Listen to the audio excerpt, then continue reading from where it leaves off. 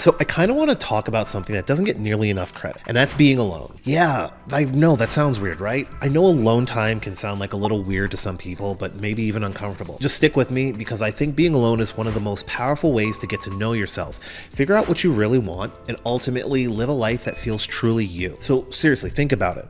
We're constantly bombarded with noise, social media, family, friends, work, everything. And that's not these things are bad, they're just a part of life. But in all that noise, it's easy to lose sight of who we really are and what really matters to us. Solitude gives us a chance to hit pause and reconnect. So today I'm gonna go share some solitude changes in my life. I hope this might inspire you to carve out some alone time for yourself. Oh, and for those who don't know, those who work with clients like I do, there's this cool tool I made called Blakebill. I'll mention it later, but it's super helpful for my work and it's allowing me to transfer files and get paid instantly. But let's dive into the heart of this conversation first. Why being alone is so important. All right, let's get into it.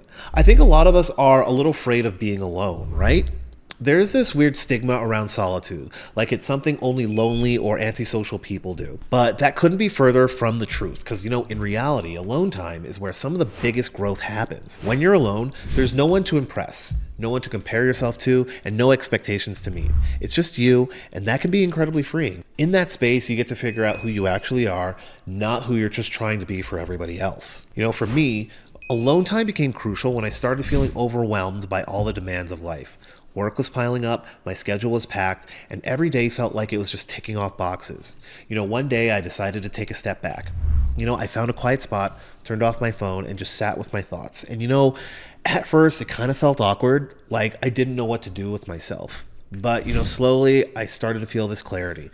It was like peeling back the layers and finding a version of me that wasn't tangled up in everyone else's expectations. Solitude is a chance to understand yourself. All right. So here's the deal. Solitude isn't just about being alone physically. It's about creating a mental space where you can actually really dig into your thoughts and feelings. It's in this space you can ask yourself the questions that actually matter. Who am I? What do I want? What's actually important to me? I remember one night, after a long day of work and back-to-back Zoom calls, I felt completely drained. I didn't want to talk to anyone or even look at my phone. So I decided to take myself out for dinner. Just me, a cozy restaurant, and my iPad. And, I spent the evening, just jotting down everything that I had been thinking and I had been feeling. Stuff I hadn't even realized was weighing on me.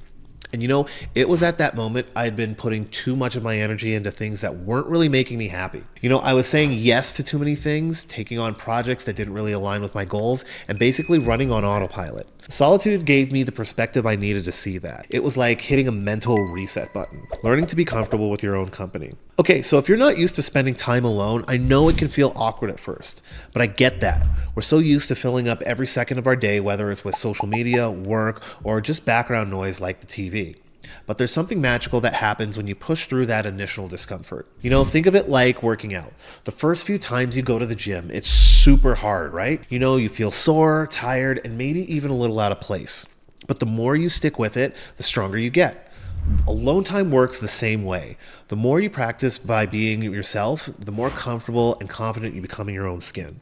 I started small, just a few minutes each day where I'd put away my phone and sit quietly. Sometimes I'd journal, sometimes I'd just stare out the window, but over time I found that I actually started looking forward to these moments. They became my chance to recharge, to check in with myself, and to just be without any pressure or trying to perform to being on. And let me tell you, it was one of the best gifts you can give yourself. Using solitude to refocus on what really matters. One of the most powerful things about solitude is that it gives you the mental space to figure out what truly matters to you. When we're constantly surrounded by other people's opinions and expectations, it's easy to get swept up in things that aren't even aligned with our values. So for example, in my work, I used to feel like I had to say yes to every client request. I was stretching myself thin and it started to feel like I was just going through the motions. But during one of those alone moments, I've really asked myself, what's actually important in my work? I realized I wanted to focus on high quality projects that align with my values and allowed me to bring the best self to the table. That's when I started streamlining my processes.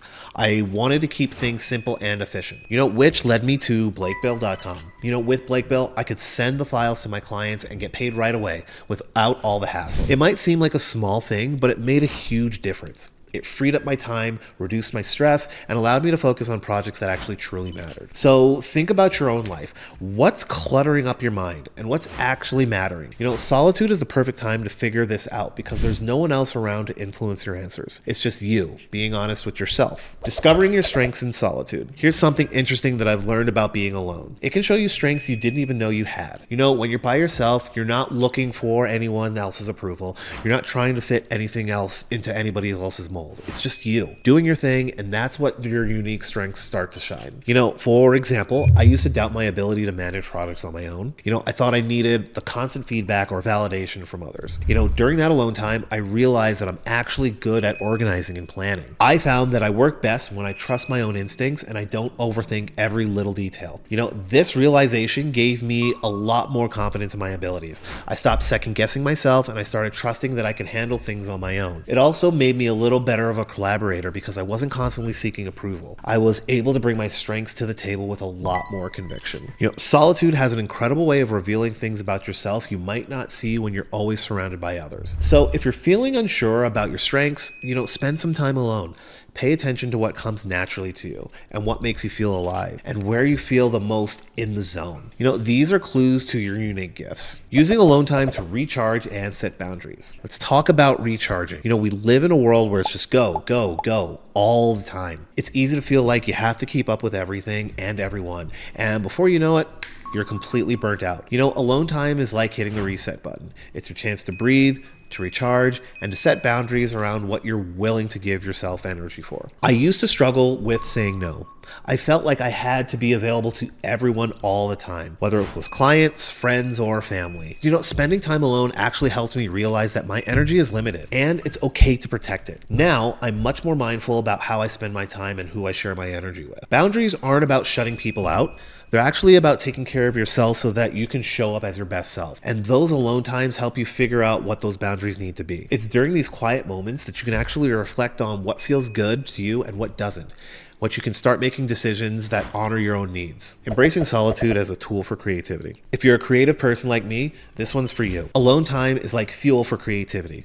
When you're by yourself, there's no one around to judge your ideas or influence your thinking. You get to explore your own mind, let your imagination run wild, and create without any pressure to be good or just right. Some of my best ideas have come to me during my quiet moments alone. Whether it's a new project or a fresh approach to my work, or even just the simple insight that makes my day easier, solitude has been a huge part of my creative process. And once those ideas start flowing, you'll probably want to share them. And that's where tools like Blakebill come in handy. When I'm working with my clients, I can easily send all my finished work over and just get paid instantly right away. It keeps the creative momentum going without interruptions or hassles. So if you're struggling with creativity or you're feeling like you're in a rut, try carving out some alone time. Let yourself explore, dream, and create without any expectations. You might actually be surprised with what you come up with. Being alone does not mean being lonely. One of the biggest misconceptions about alone time is it's the same as being lonely. But here's the truth. Being alone and being lonely are two completely different things. Solitude is a choice, a gift you give yourself to grow and reconnect. Loneliness, on the other hand, is a feeling of emptiness or isolation. When you embrace solitude, you're choosing to spend time with yourself. And that's a powerful thing. You're saying, I value my own company.